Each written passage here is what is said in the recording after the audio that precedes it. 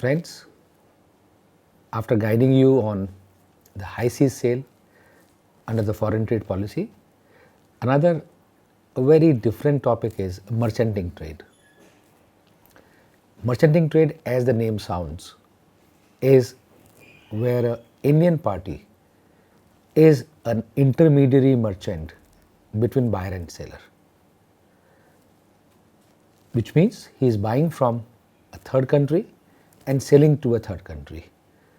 The goods are neither originating from India nor going to be sent from India, neither it will be imported into India, and it will just be transit from country A to country B without touching the boundaries of India. Hence this merchanting trade becomes very intelligent merchant for a person who has connect with buyer as well as the source of any product. Normally such merchanting trade happens in commodities. Shiploads of commodities goes from country A to country B under the bilateral trade or under the letter of credit arrangement. So how does any bank or a person can safeguard his interest in merchanting trade? Merchanting trade has to be completed within 9 months from the date of initiation of the transaction or agreement. Normally the Indian banks does not give any fund based limit for the first leg of transaction, which is import, unless they have got advance from the export. Indirectly it means the banking funding or any export related funding or any sort of a funding is not eligible for merchanting trade unless there is an advance collection from exports.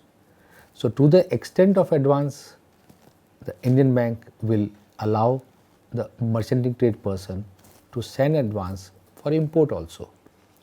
If the exporter has opened a letter of credit, import can also be supported by letter of credit. Since there are no goods movement within the boundaries of India, this transaction is not covered as an export, and since there is no goods or export, the GST is not also applicable on such transaction. It appears that this transaction in the books of accounts or into the profit loss account will appear as a buying and sale, which is a trading product or item, and the margin of the profit will depend on the intelligence of the person. Normally the person who is doing this, he may not like the buyer to know which is the ultimate source of the supplier. Hence he can swap the documents, he can do switch of the documents, he can create the documents intelligently where he can either avoid the name of the seller, exporter, or give the right price of the product as well. So merchanting trade is guided and regulated by Reserve Bank of India through the banking channel, through the AD, where the fundings are not available. These are high value transactions, and most of the corporate house, industrial houses who has good inroads into the buying and selling, big corporations like Cargill, they do the merchanting trade very often.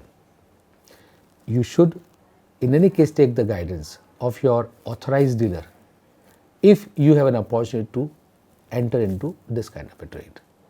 Thank you.